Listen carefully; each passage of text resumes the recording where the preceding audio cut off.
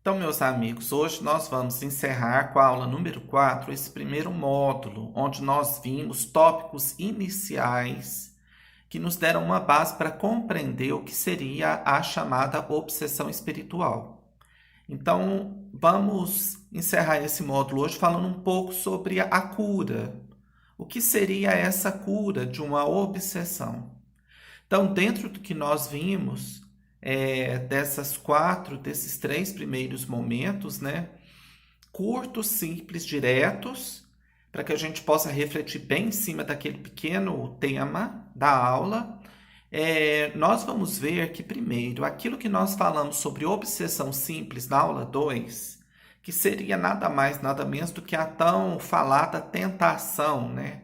Ou seja, aquela figura tão comum, de um lado, um anjinho inspirando bons pensamentos, do outro, né? Um zombeteiro inspirando maus pensamentos. O que seguir? Então, nós vimos lá que a gente deve sempre seguir o caminho do bem, para isso nós devemos estudar, nos tornarmos cada dia mais cristãos, dentro das boas obras, nós vamos ter um discernimento maior para cair mesmo na renúncia daquilo que nós já não nascemos mais para ser e seguimos um caminho diferenciado. Então, para a chamada obsessão simples, que são aquelas tentações cotidianas, é a recusa total do pensamento negativo. Isso eu acho até que ficou bem claro naquele dia, né, da aula número 2. Depois nós vimos os processos de subjugação e fascinação, que são processos já bem avançados.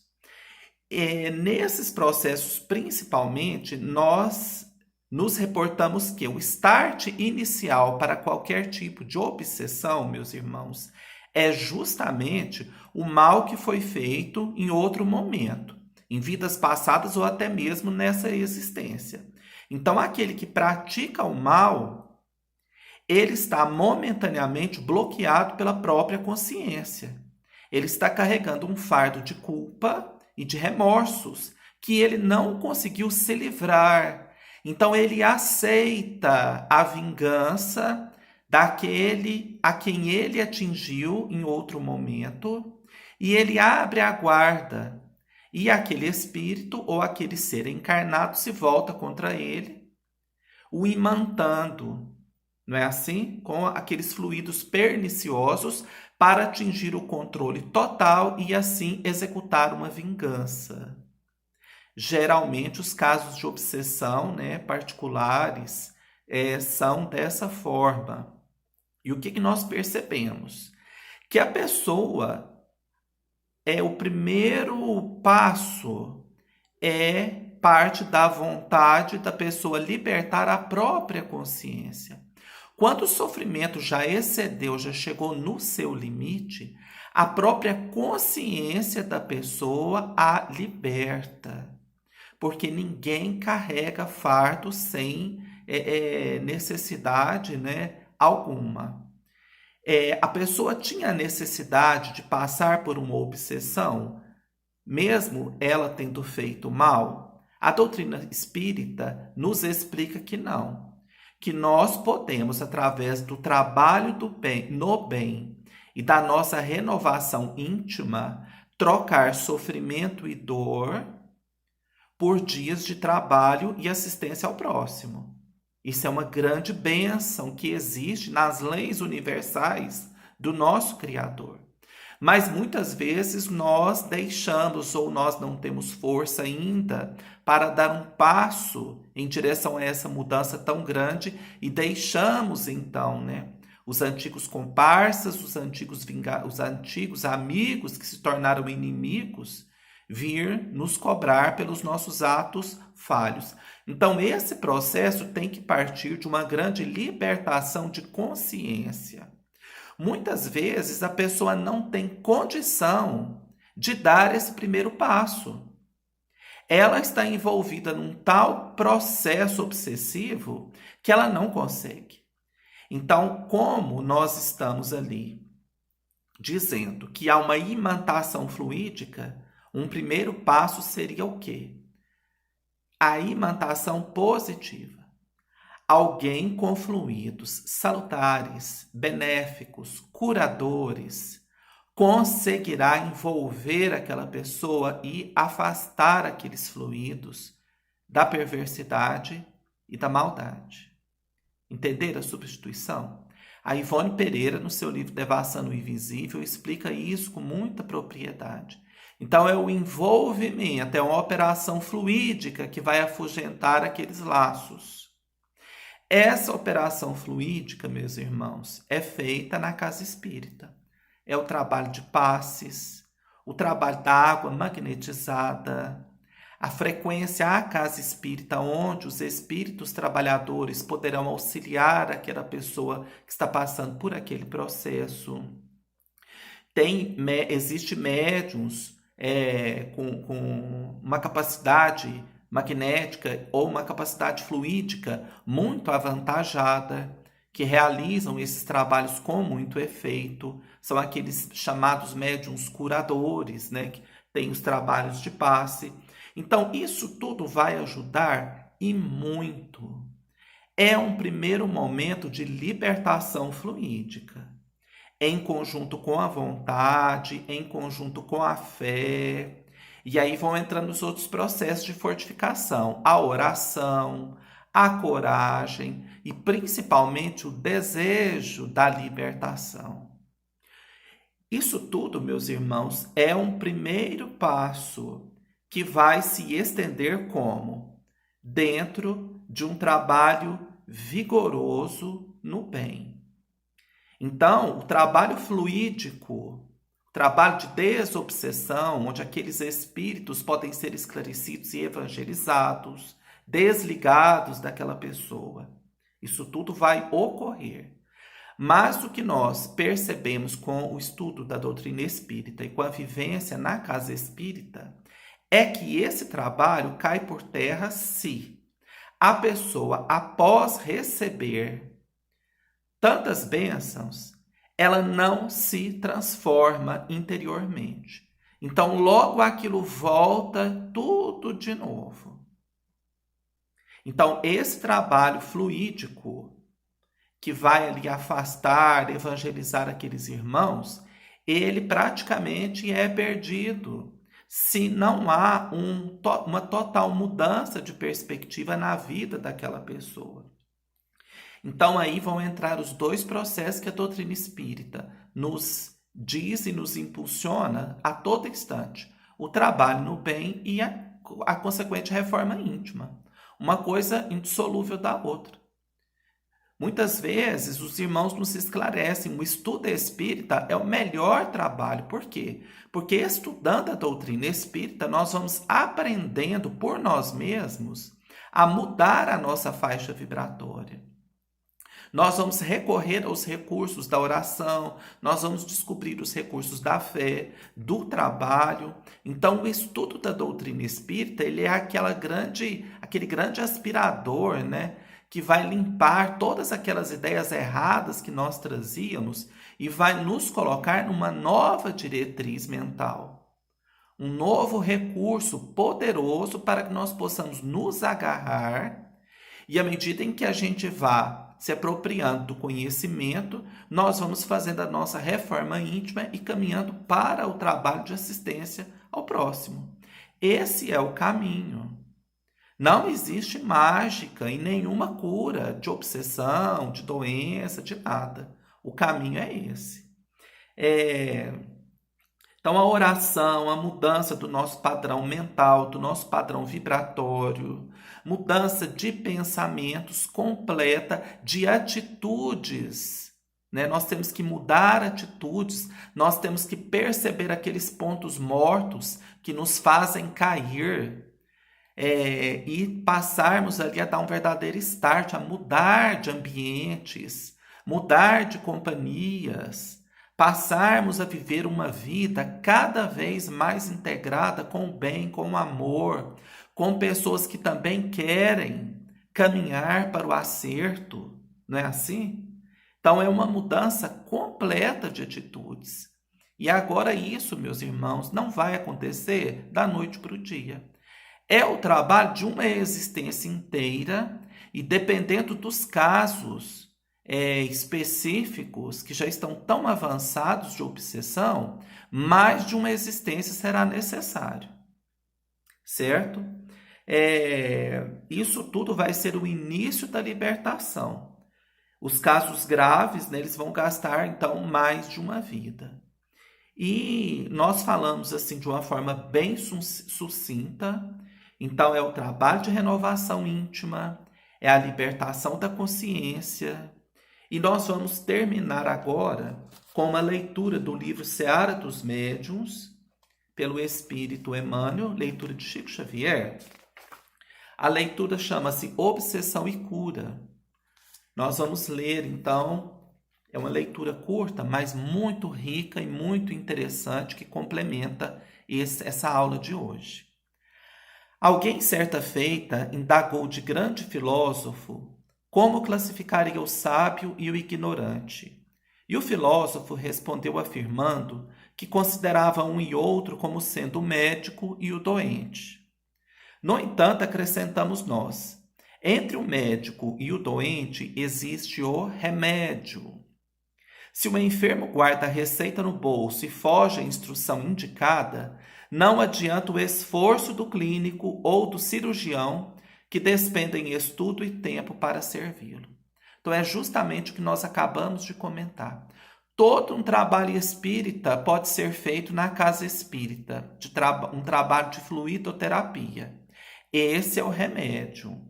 Mas se a pessoa guarda a receita no bolso e não havia, por quê? Porque o trabalho da casa espírita, meus irmãos, é a receita, que vai nos estimular, que vai nos indicar o verdadeiro remédio.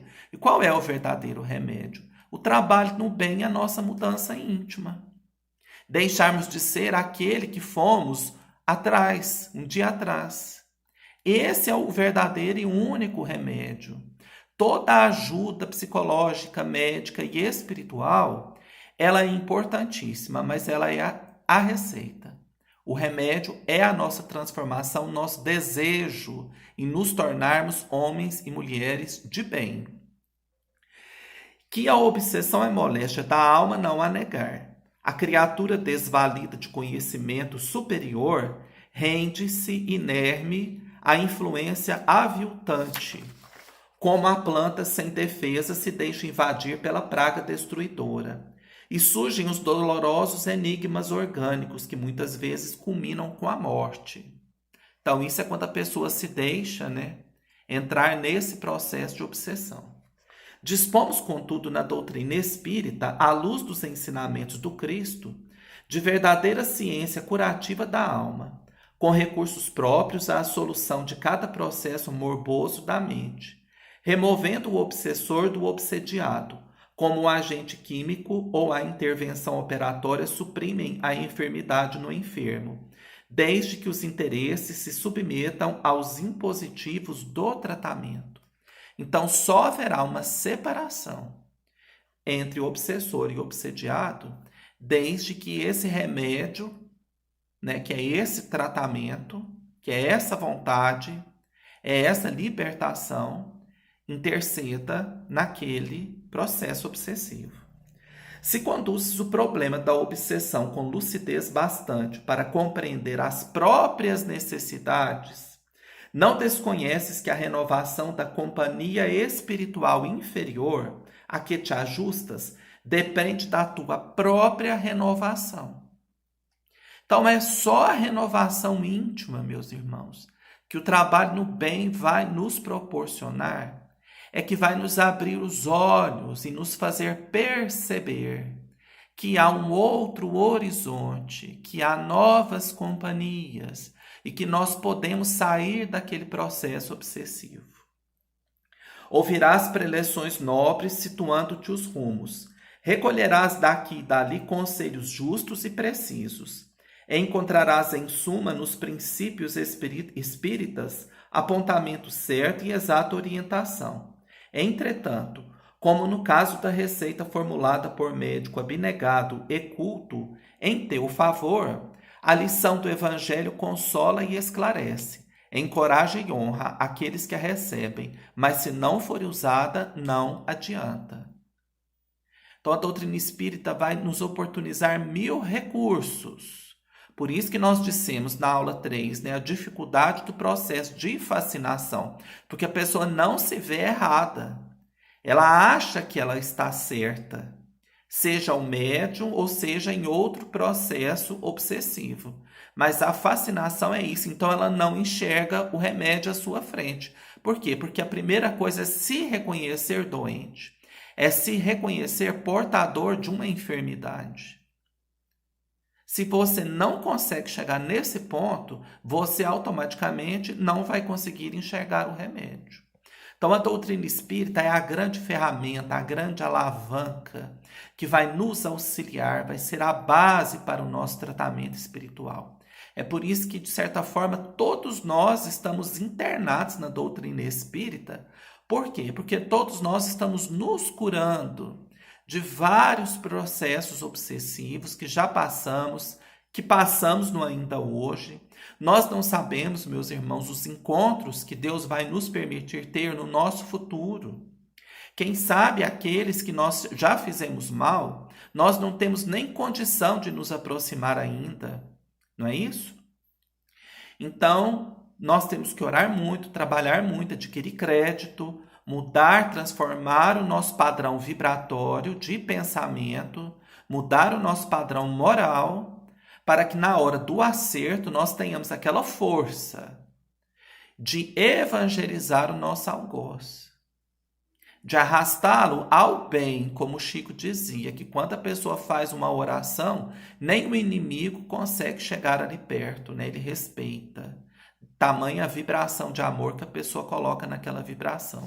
E nós vamos encerrar com uma historinha até conhecida de todos, muito pequena, muito singela, mas de um ensinamento profundo sobre a cura da obsessão. Uma senhora, certa vez, buscou o Chico Xavier no grupo espírita da prece, passando por problemas obsessivos de várias ordens. Então ela disse ao Chico que ela acordava muito mal, com tonteira, ouvia vozes, via vultos, estava impossibilitada de fazer um monte de coisa, não conseguia mais ser aquela mãe como ela sempre foi, não conseguia trabalhar na casa espírita, não conseguia mal levantar da cama. E ela já tinha aí o reconhecimento de que estava passando por um processo obsessivo. Já havia aceitado. Olha que maravilha o primeiro passo, a humildade. Então ela foi buscar o Chico para conversar. E o Chico ouviu com todo aquele carinho e amor e perguntou a ela: minha irmã, qual é a sua profissão? E ela falou: eu sou costureira. Antes tinha muitas, né? Hoje tem poucas, mas aquela mulher, né, que trabalhava em casa com a máquina de costura, fazendo roupas para as pessoas. E aí o Chico disse para ela: você vai tirar 1 hora por dia. E nessa 1 hora você vai trabalhar, minha irmã, a senhora vai costurar para aquelas pessoas que não têm condição de ter uma roupa, de comprar uma roupa. A senhora vai fazer enxovalzinho para as crianças, paletó para os velhinhos. A senhora vai fazer um vestido para uma mãezinha grávida, costurar uma manta para uma criança, um cobertor. E a senhora todo dia vai trabalhar durante 1 hora, em nome dos sofredores, daqueles que têm menos ou que não têm nada. E assim ela fez, meus irmãos. Passou um tempo, alguns meses, ela voltou no Chico completamente transformada, alegre, feliz, corada. Todos aqueles sintomas haviam desaparecido. A sua freguesia na costura tinha aumentado, ela trabalhava todos os dias, durante várias horas. Ela havia retornado ao trabalho no centro espírita, no seu lar, estava tudo maravilhoso. E ela continuava todos os dias, 1 hora por dia, trabalhando em nome de quem não tinha nada, dando o seu trabalho.